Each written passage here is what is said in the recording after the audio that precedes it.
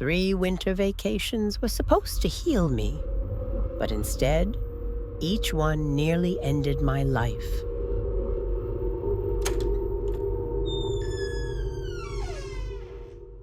Before we begin our first story, leave a like, subscribe, and share this tale with someone you care about. I'd also love to know where you're watching from and what time is it there. The first winter vacation I need to tell you about took place in February of 1978.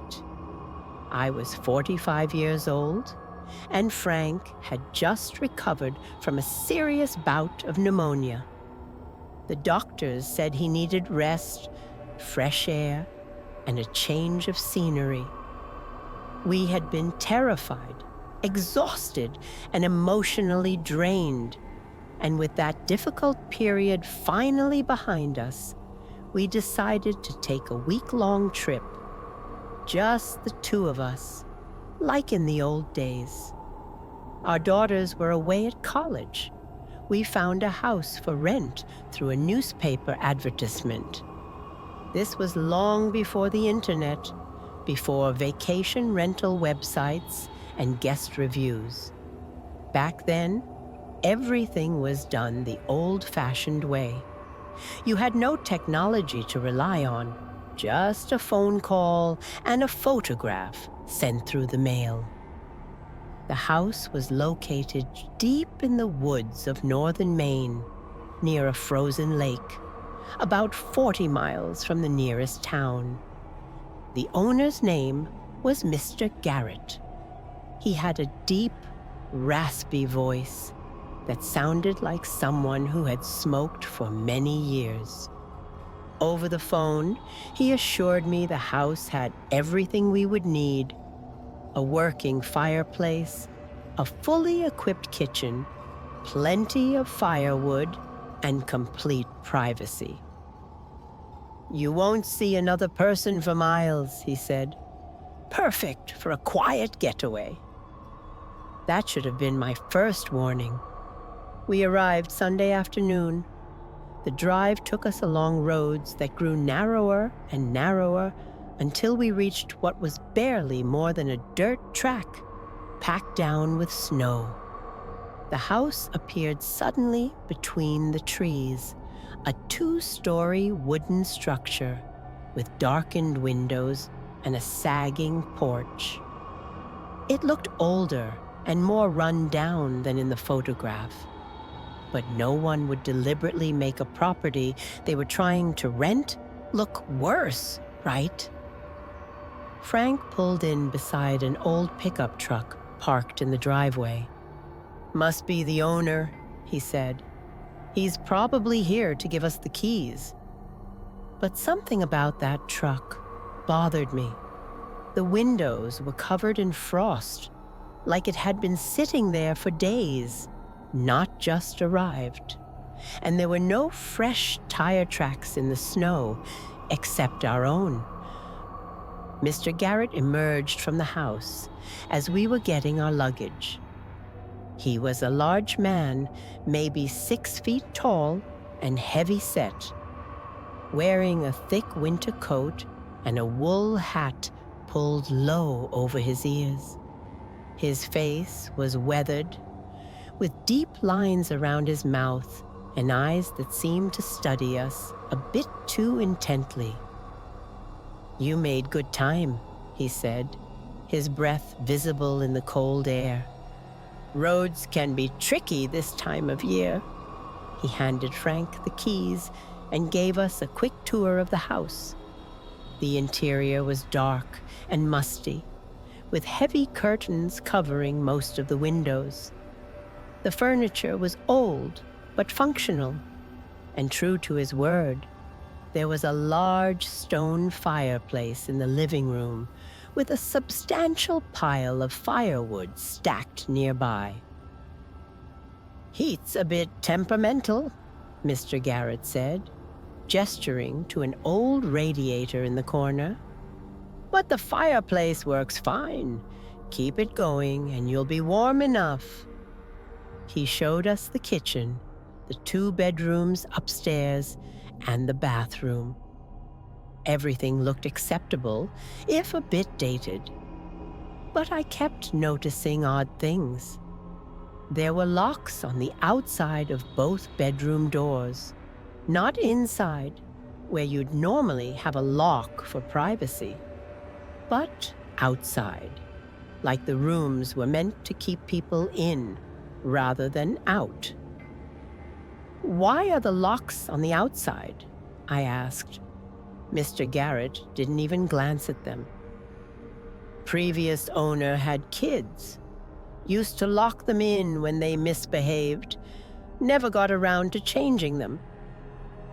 The explanation felt wrong, but I didn't push it. Frank was tired from the drive and already starting to cough again. Just wanted to get him settled and warm. Mr. Garrett gave us his phone number, a landline, of course, and said to call if we needed anything.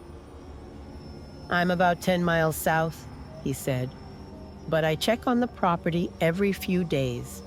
Make sure everything's working right." "We'll be fine," Frank assured him. "Just need some peace and quiet."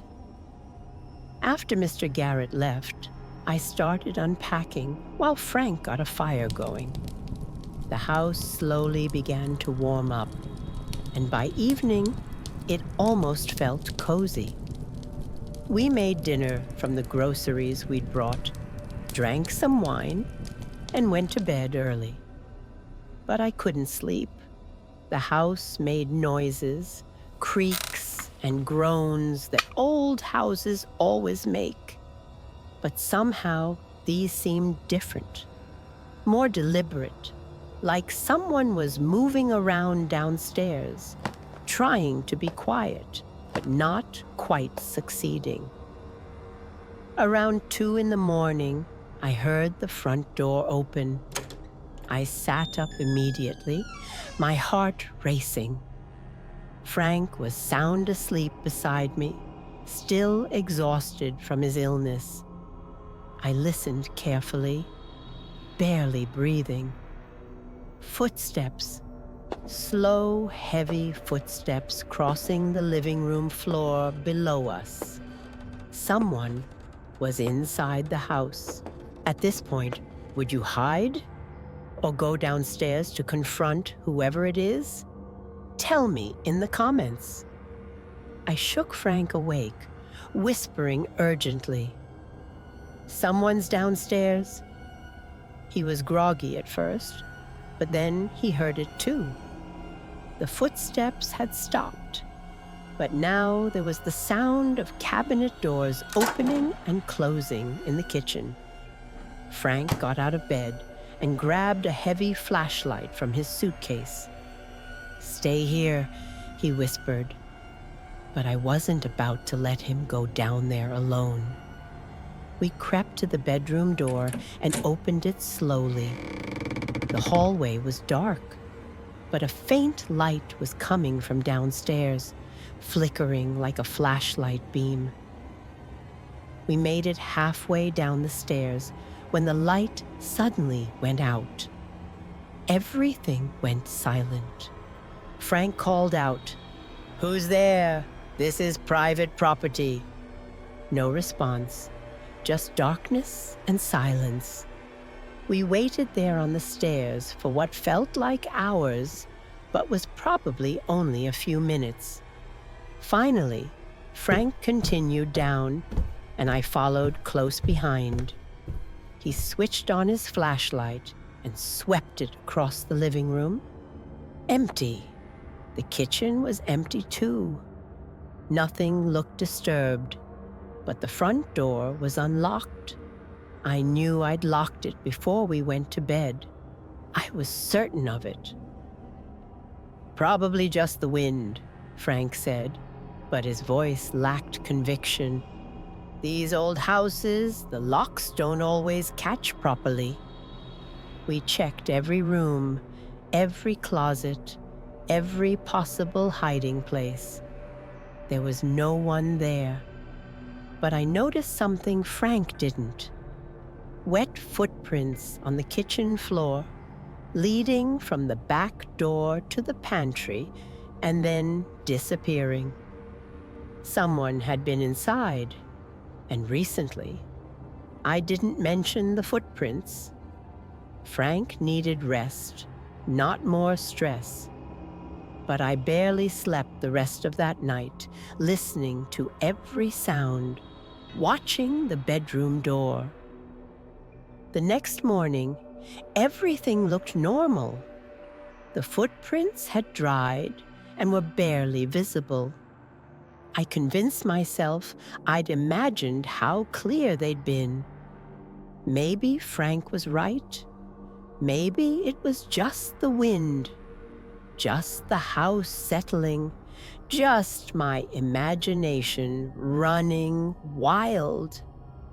We spent the day exploring the frozen lake, and Frank seemed to be feeling better.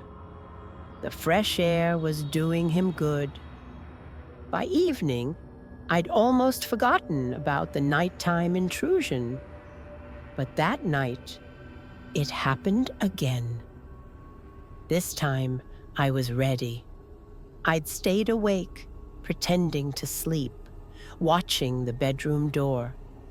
Around 1:30 in the morning, I heard it, the front door opening, then closing softly.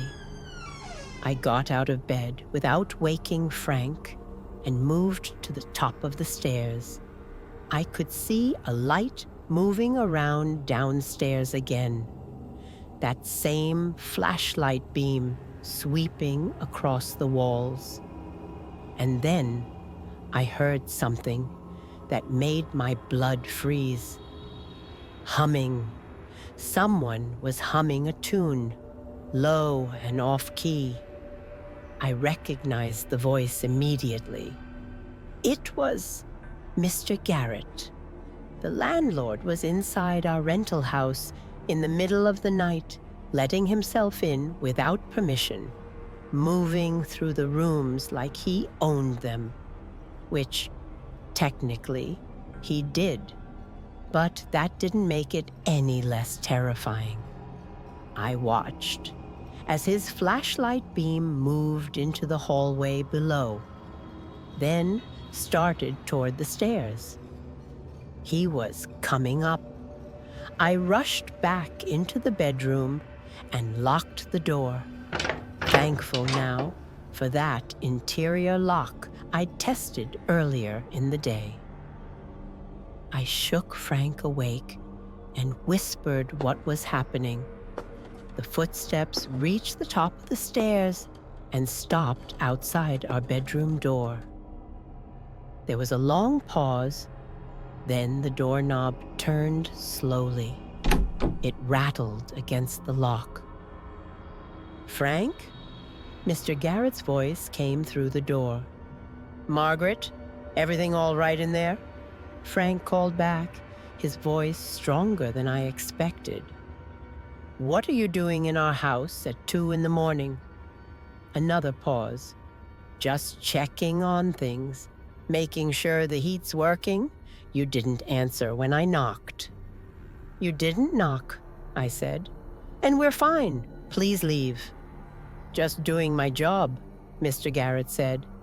But something in his tone had changed. It was harder now, less friendly. "This is my property. I have a right to check on it." "We paid for exclusive use of this house for the week," Frank said. "That means you need our permission to enter, and you don't have it. Leave now, or I'm calling the police." The silence that followed was so tense, I could hear my own heartbeat. Then, finally, the footsteps retreated. We heard him go down the stairs and out the front door. But he didn't drive away. I went to the window and peered through a gap in the curtains.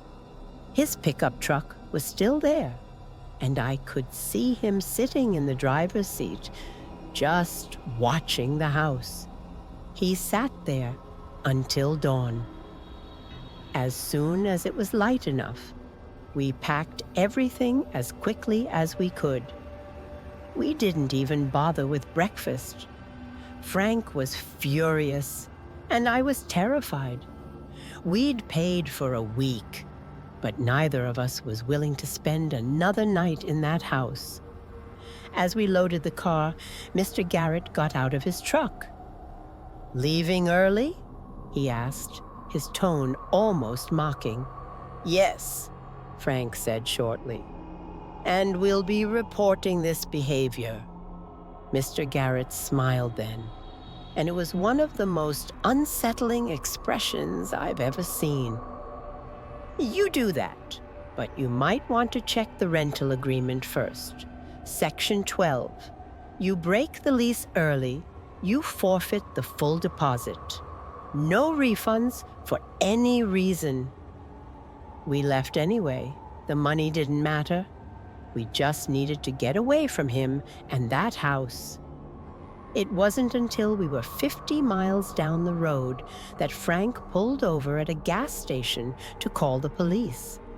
He wanted to report what had happened, maybe prevent Mr. Garrett from doing the same thing to other renters. The officer who took the report was sympathetic, but not particularly helpful. "Did he threaten you? Assault you? Steal anything?"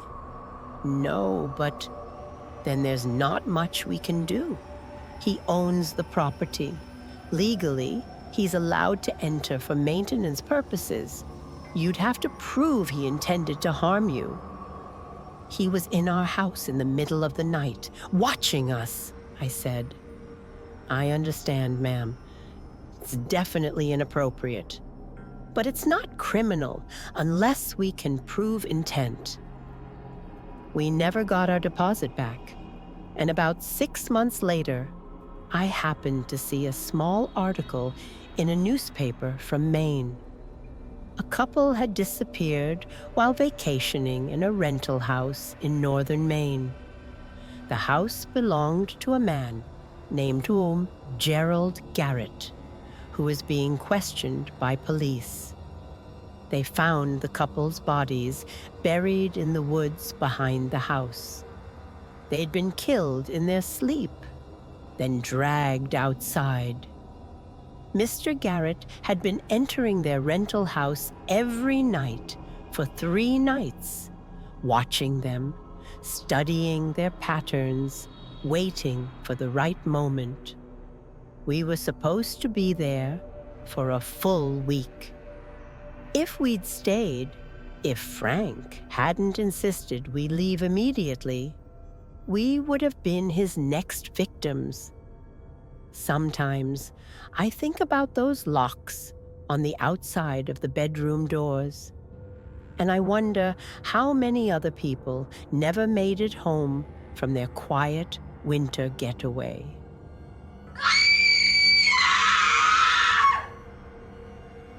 The second winter vacation I need to tell you about took place 9 years later, in January of 1987. Frank had passed away a year earlier, and my daughters insisted that I do something for myself, that I needed to get away. They meant well, of course. Linda had just started a new job at a travel agency and managed to arrange a discounted week-long stay for me at a ski resort in the White Mountains of New Hampshire. I was never much of a skier, never had been, but the resort offered other activities: snowshoeing, heated pools, a spa, and, according to the brochure, breathtaking views.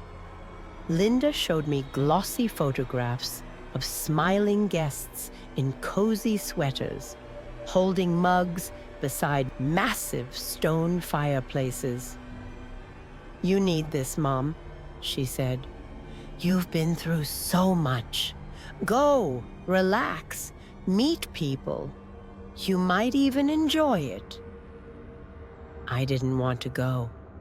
Truthfully, since Frank died, My energy for life had faded. I didn't feel like doing anything at all. But my daughters were worried about me, and I didn't want to be a burden to them. So I agreed. The hotel was called White Pine Resort and was located at the base of White Pine Mountain, about 15 miles from the nearest town. It was a large, rustic building made of dark wood and stone, with at least 40 guest rooms spread across 3 floors. When I arrived on Sunday afternoon, the parking lot was nearly full. Ski season was in full swing. I checked in at the front desk, where a young woman with a bright smile handed me my room key and an activity schedule. "You're in room 237, she said. "Second floor, east wing. Breakfast is served in the main dining hall from 7 to 10. And if you'd like to meet some of the other guests, there's a welcome gathering in the lounge tonight at 8. My room was small, but comfortable, with a view of the mountain and the ski slopes. I could see dozens of people skiing down the trails, tiny figures against the white snow. It all looked very picturesque and normal.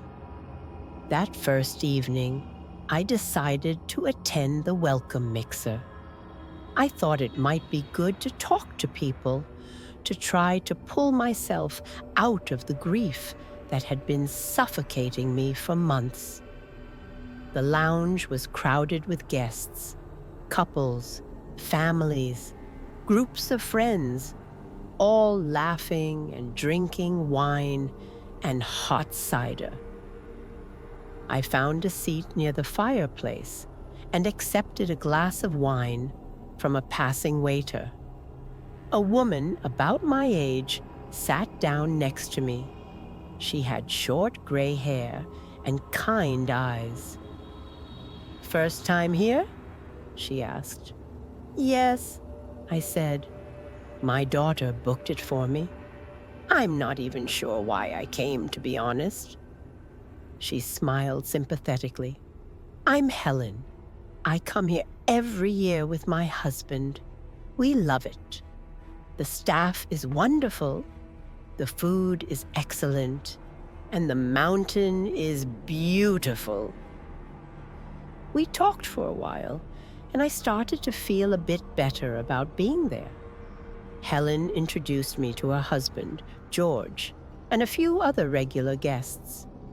Everyone seemed friendly and welcoming, but then Helen mentioned something that made my blood run cold. "Of course, we always request rooms on the first or third floor now," she said casually. "Never the second floor, not after what happened." "What do you mean?" I asked. Helen glanced at George, who gave her a look that clearly said she shouldn't continue. But she'd already started, and maybe it was the wine. But she kept talking.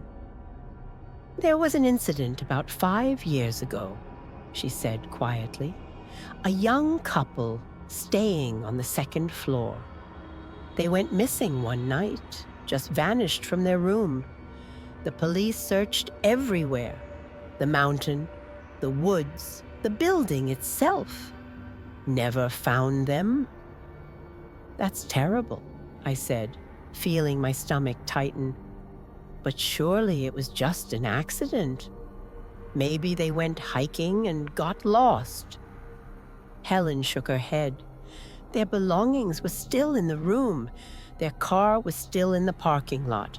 And the strangest thing, their room was locked from the inside. The staff had to break the door down to get in. How do you vanish from a locked room?" George put his hand on Helen's arm. "You're scaring her. It was probably nothing sinister. People do strange things sometimes." But Helen wasn't finished. That's not all. There have been other disappearances over the years, nothing frequent enough to shut the place down or make the news, but enough that the locals know about it.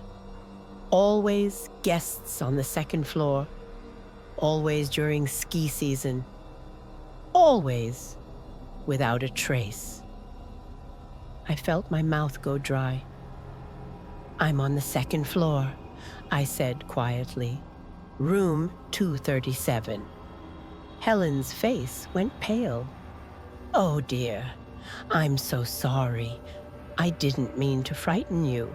I'm sure it's fine. Like George said, it's probably all just coincidence and rumors. But the damage was done. I couldn't stop thinking about it for the rest of the evening. When I returned to my room around 10 o'clock, I locked the door carefully and pushed a chair against it for extra security. I knew I was being paranoid, but I couldn't help it. The room suddenly felt different, threatening. I noticed things I hadn't paid attention to before. There was a door in the corner that I'd assumed was a closet. But when I opened it, I found it led to a narrow service corridor, dimly lit and stretching in both directions. There was no lock on my side of this door. Anyone could enter through that corridor while I slept. I dragged the heavy dresser in front of the service door, then sat on my bed, fully clothed, staring at both entrances to my room. This was ridiculous, I told myself. Helen had just been telling ghost stories, the kind of tales guests always share at ski lodges to add excitement to their vacation. Nothing was going to happen, but I couldn't shake the feeling that I was being watched. Around midnight, I heard footsteps in the service corridor. Slow, deliberate footsteps, stopping right outside my service door. I held my breath, watching the doorknob. It turned slightly, testing the door, finding it blocked by the dresser. The footsteps moved on. I didn't sleep that night. I sat there until dawn, watching both doors, listening to every sound.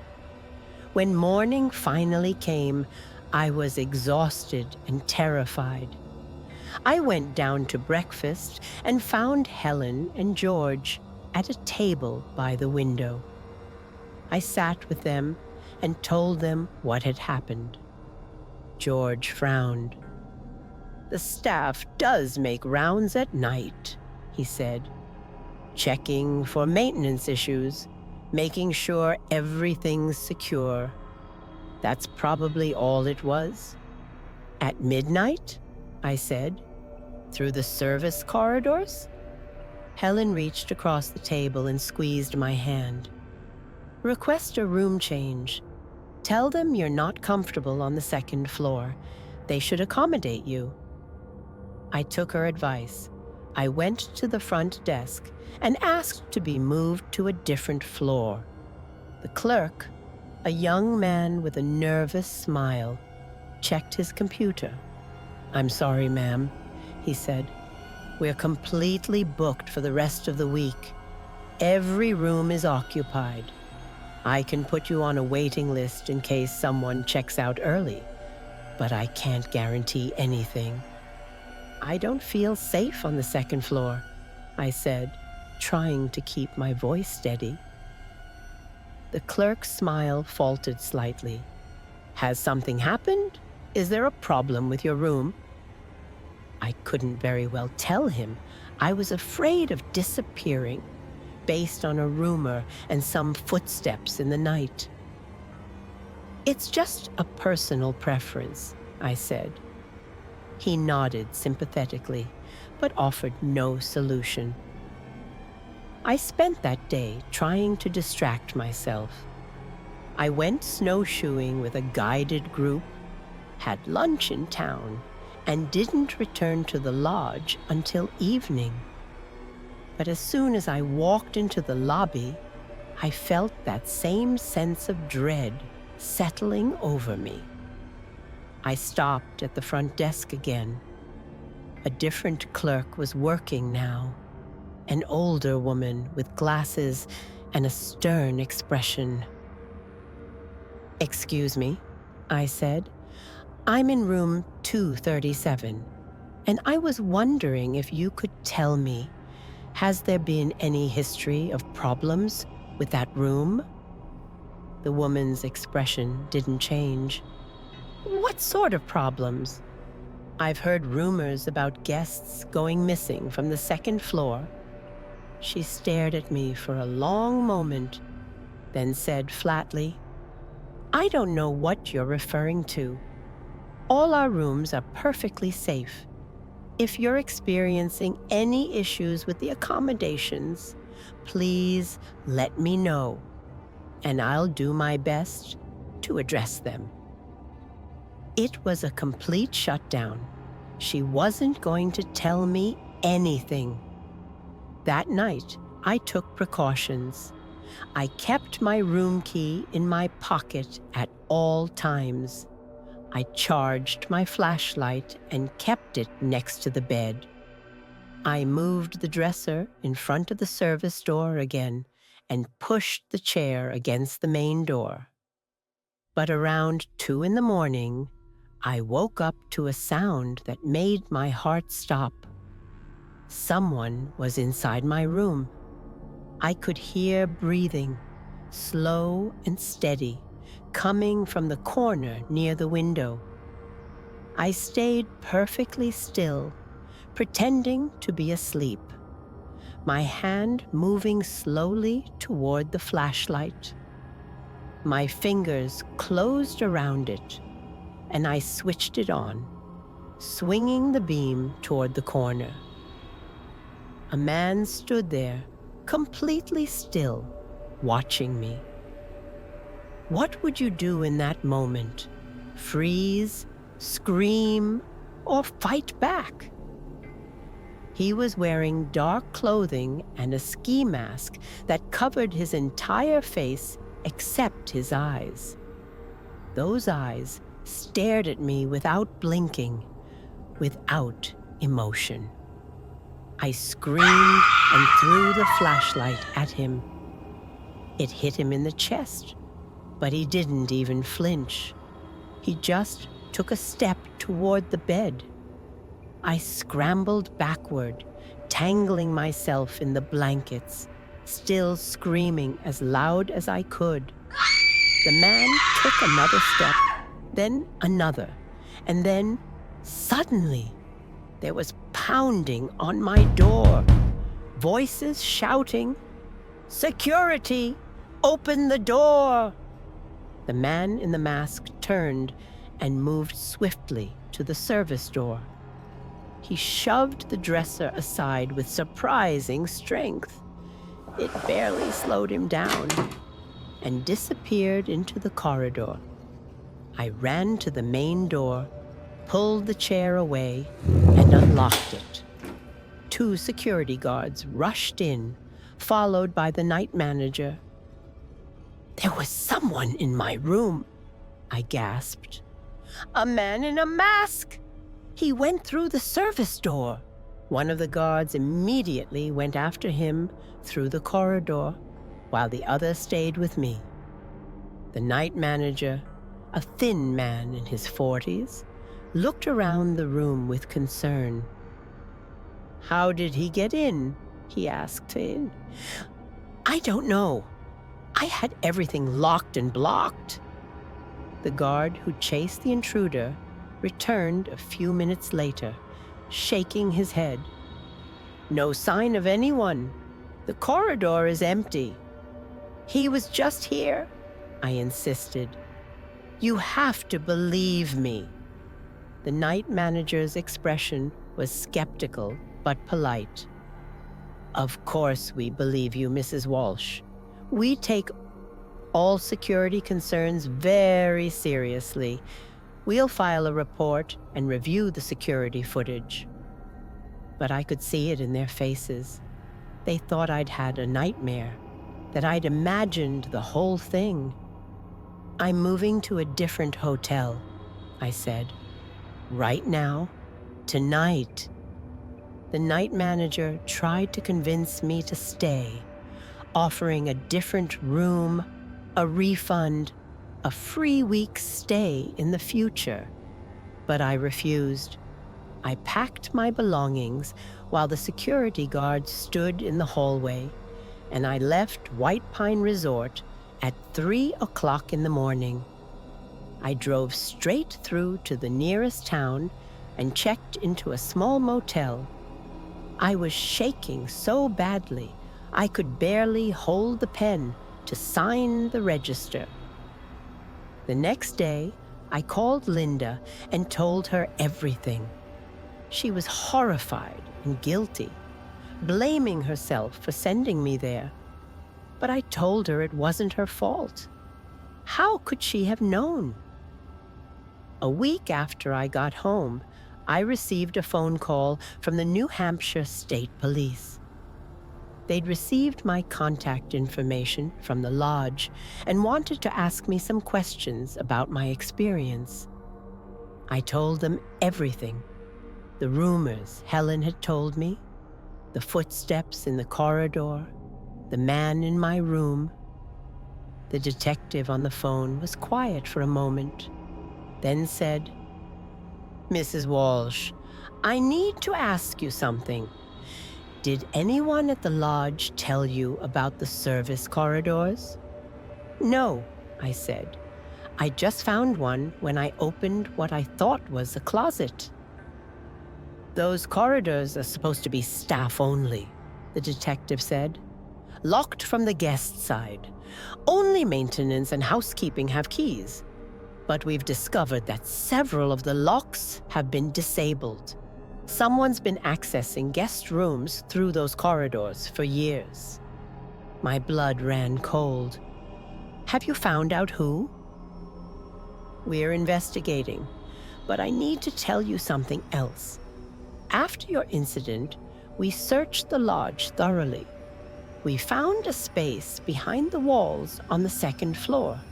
A hidden room, basically.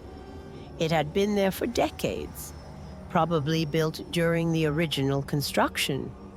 Inside, we found personal items belonging to at least 6 missing guests, going back 12 years. I couldn't speak. I just held the phone, listening. "You're very lucky, Mrs. Walsh. Most of the people who encountered this individual didn't get the chance to scream for help. You did exactly the right thing." They never caught him. Despite the investigation, despite the evidence, the person responsible simply vanished. The lodge shut down 3 months later, unable to recover from the scandal. But somewhere out there, someone who spent years hunting guests in that building is still free. I think about that sometimes. How close I came to becoming another missing person, another unsolved case, all because I wanted to take a relaxing vacation in the mountains.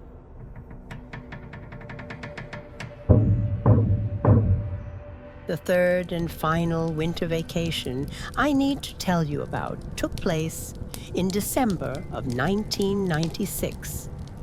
I was 63 years old, had just retired from my job at the library, and was looking for a quiet place to spend the Christmas holidays. Both of my daughters had families of their own by then, and they had invited me to stay with them. But I didn't want to be a burden. They needed to take care of my grandchildren. Their homes were busy, and for once, I thought it might be nice to be alone. A friend from my book club mentioned a summer cottage she had rented years earlier along the coast of Maine. It was attached to an old lighthouse that had been decommissioned in the 1950s. The lighthouse itself was locked and abandoned, but the keeper's cottage next to it had been converted into a vacation rental. She said it was the most peaceful place she had ever stayed, with nothing but the sound of waves and seabirds for company. The plan sounded perfect to me. I made the reservation through a property management company. The woman on the phone told me the cottage was quite isolated. No neighbors for 3 miles, no shops or restaurants within walking distance. I would need to bring all my own supplies. The nearest town was Harwick, about 20 minutes away. In many ways, it was more like camping inside a cabin. Most people rent it in the summer, she said. Very few want to be there in December. It gets quite cold and stormy.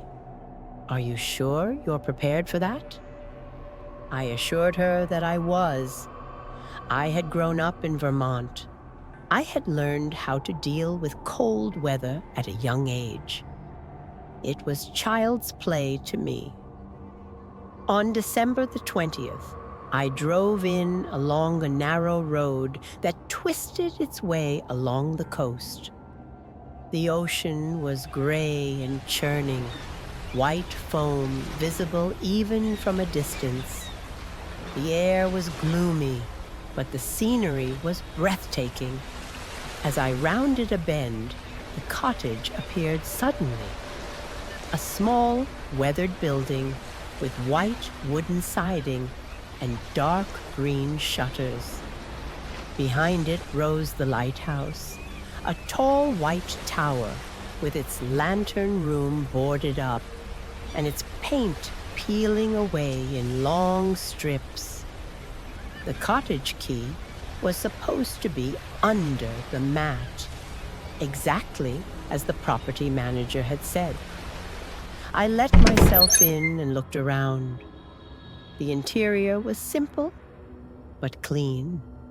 A living room with a wood stove, a tiny kitchen, 1 bedroom, and a bathroom. The furniture was old but sturdy, and someone had left a stack of firewood next to the stove. I unloaded my groceries and spent the rest of the afternoon settling in. By evening, I had a fire going in the stove and was making myself dinner. Outside, the wind had picked up, howling around the corners of the cottage. The sound of the waves crashing against the rocks below was constant, almost hypnotic. I felt peaceful for the first time in months, maybe even years. That first night, I slept better than I had since Frank died. The combination of the sea air, the warmth from the stove, and the white noise of the ocean lulled me into the deepest sleep I'd had in ages. But I woke suddenly around 3 in the morning. Something had disturbed me, though I couldn't say what. I lay there in the darkness, listening. The wind was still blowing, the waves still crashing. Everything sounded normal. Then I heard it. A creaking sound, rhythmic and slow, coming from somewhere outside. It sounded like a door swinging on rusty hinges, opening and closing, opening and closing. I got out of bed and went to the window. The moon was nearly full, casting a pale light across the landscape.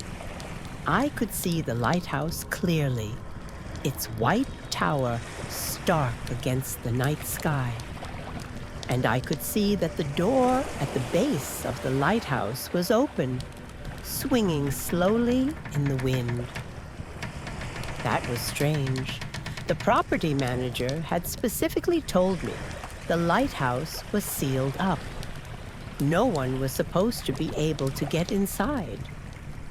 I stood at the window for a long time, watching that door swing back and forth. Part of me wanted to go out there and close it properly. The sound was going to keep me awake all night. But another part of me, the part that had learned hard lessons from my previous vacations, told me to stay inside where it was safe and warm. In the morning, I went out to investigate.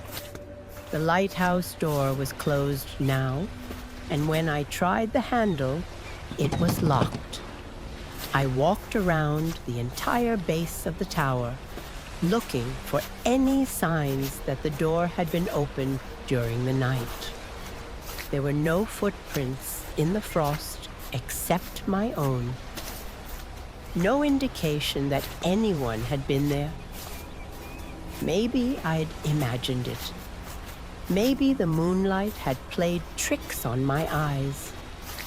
I spent the day exploring the rocky beach below the cottage, collecting shells and watching the seabirds. The weather was cold but beautiful, with weak winter sunlight breaking through the clouds. I felt that same sense of peace returning, but that night, the door was open again. I woke at the same time, 3 in the morning exactly, to the same creaking sound. This time, I didn't get up to look. I knew what I'd see. Instead, I lay there listening, trying to convince myself it was just the wind, just an old door with a faulty lock. Then I heard something else. Footsteps on the gravel outside my cottage. Slow, heavy footsteps, crunching across the small yard between the cottage and the lighthouse. They stopped right outside my bedroom window. I held my breath, too frightened to move. Through the thin curtains, I could see a shadow, the outline of a person standing there, looking in. They stood completely still for what felt like hours, but was probably only a minute or two. Then the footsteps moved away, back toward the lighthouse. I heard the creaking door, then silence. In the morning, I checked outside again. There were no footprints, no signs that anyone had been there. The ground was frozen solid, yes, but surely there would be some indication. Disturbed frost, displaced gravel, something. Nothing. I called the property management company from my cell phone. The same woman answered. "Is anyone else supposed to have access to the lighthouse?" I asked, trying to keep my voice calm. "No," she said. "It's been locked up for over 40 years. Why?" I told her about the door opening at night and the footsteps. There was a long pause on the other end of the line. "Mrs. Walsh," she said finally, "I'm going to be honest with you. That property has a bit of a history. Nothing dangerous, mind you, but some guests have reported unusual experiences." "What kind of experiences?" Another pause. "The last lighthouse keeper, a man named Thomas Brennan, died there in 1954. He was found at the base of the lighthouse tower. They said he'd fallen from the light chamber, but the door was locked from the inside. No one could figure out how he'd gotten up there, or why he would have gone up in the middle of winter. My mouth went dry. Are you telling me the cottage is haunted? I'm telling you what other guests have reported, she said carefully. Some people claim to have seen a figure near the lighthouse at night, always around 3 in the morning, always wearing what looks like an old keeper's uniform. But no one's ever been harmed. It's just unsettling. You should have told me this before I booked, I said, anger rising in my voice. Would you have come if I had? She had a point. I probably wouldn't have. Look, she continued, you're paid through the 27th. If you want to leave early, I can refund you for the unused nights. But a lot of guests stay, even after they experience something odd. They say it's just part of the cottage's character. I didn't leave. I'm not entirely sure why. Maybe it was stubbornness. Maybe it was curiosity. Or maybe, deep down, I didn't really believe in ghosts and thought there had to be a rational explanation. That decision almost cost me my life. The third night, I decided to stay awake. I wanted to see exactly what was happening, to prove to myself it was just my imagination. Or maybe some local kids playing pranks. I sat in the living room with all the lights off, watching through the window. At exactly 3 o'clock, the lighthouse door swung open, and a figure emerged. Even in the moonlight, I could see him clearly. He was wearing old-fashioned clothing, heavy canvas pants, a thick wool sweater, and a cap. His face was pale, almost luminous in the darkness. He walked with a strange, stiff gait, like someone who'd been standing still for far too long. He moved across the yard, stopping at my window just as he had the night before. But this time, instead of just standing there, he raised his hand and knocked on the glass. 3 slow, deliberate knocks. I couldn't breathe, couldn't move.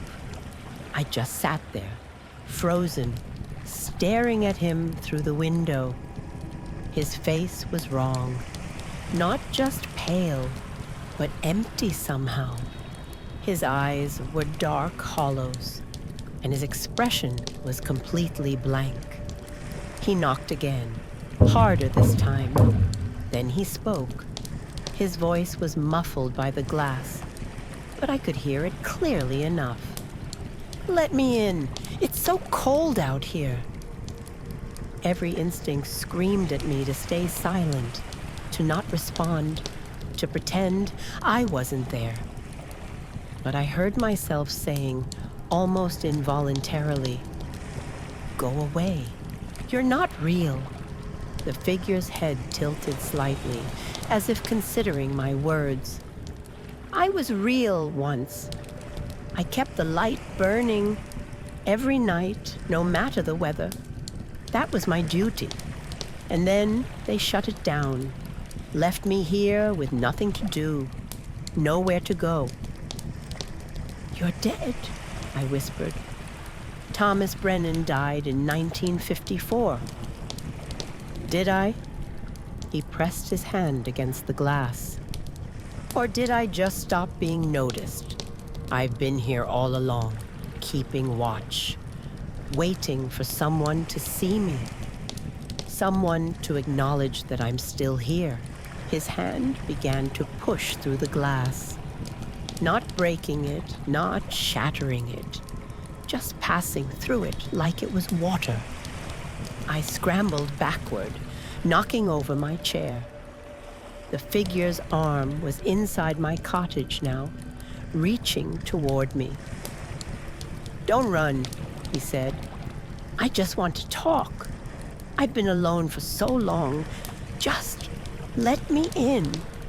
Let me sit by your fire. Let me feel warm again." But I could see the truth in those hollow eyes. He didn't want to talk. He wanted something else. He wanted to not be alone anymore. And the only way he knew how to achieve that was to take someone with him. I ran to the bedroom and slammed the door, pushing the dresser against it.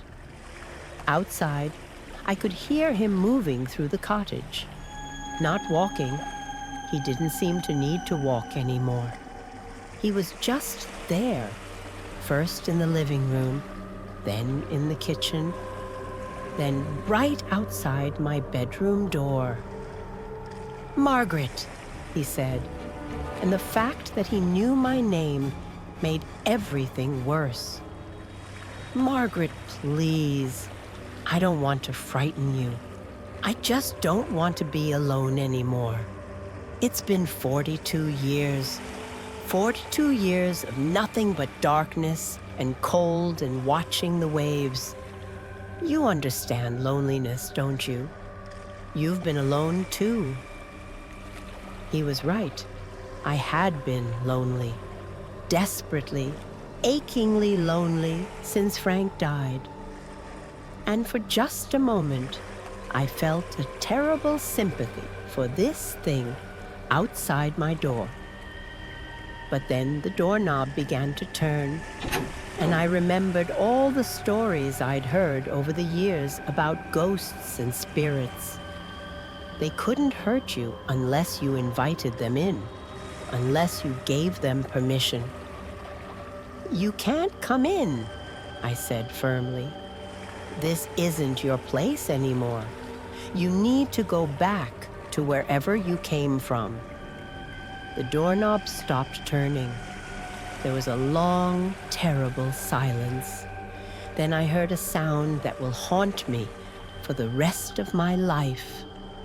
It was crying, deep, wrenching sobs, like someone whose heart was breaking. "Please," Thomas Brennan's voice came through the door, broken and desperate. "Please don't leave me alone. Not again. I can't bear it anymore." I wanted to help him. God help me. I actually reached for the dresser, thinking I would move it aside and open the door. But something stopped me. Maybe it was survival instinct. Maybe it was the memory of that hand passing through the glass. Maybe it was the knowledge that some kinds of loneliness can't be cured by company. "I'm sorry," I said, "but I can't help you." The crying stopped abruptly. The temperature in the room dropped so suddenly I could see my breath. And then Thomas Brennan spoke one last time, his voice cold and hard. "Then you'll stay here with me. If I can't leave, neither can you." I spent the rest of that night huddled in the corner of the bedroom, watching the door, waiting for dawn. The entity, because I couldn't think of him as human anymore, stayed outside my door until the first light of morning began to filter through the curtains. Then he was gone. I didn't waste time. I threw everything into my car and left the cottage within 15 minutes. As I drove away, I looked back at the lighthouse one last time. Thomas Brennan stood at the base of the tower, watching me leave. Even from that distance, I could see the expression on his face. Not anger, not sadness, just resignation.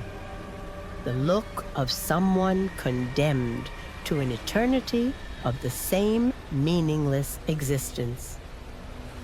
I reported what happened to the property management company, but they dismissed it as stress or imagination.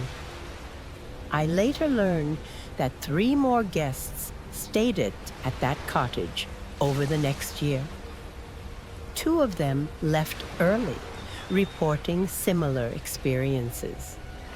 The third one, a young man traveling alone, disappeared completely. His car was found at the cottage, all his belongings still inside, but he was never seen again. The property management company finally took the cottage off their rental list after that. The last I heard, both the cottage and the lighthouse were left to decay, too remote and too troubled for anyone to bother with. But I know Thomas Brennan is still there, still waiting at 3 in the morning for someone to let him in, still hoping that one day someone will be lonely enough, or desperate enough, or foolish enough to give him what he wants. And I know that if I'd opened that door, if I'd invited him in, I would still be there too, trapped in that cottage, keeping him company for all eternity. If you were standing there, alone and grieving, would you have opened that door? Tell me the truth in the comments. To listen to my other stories, subscribe, like, and turn on notifications.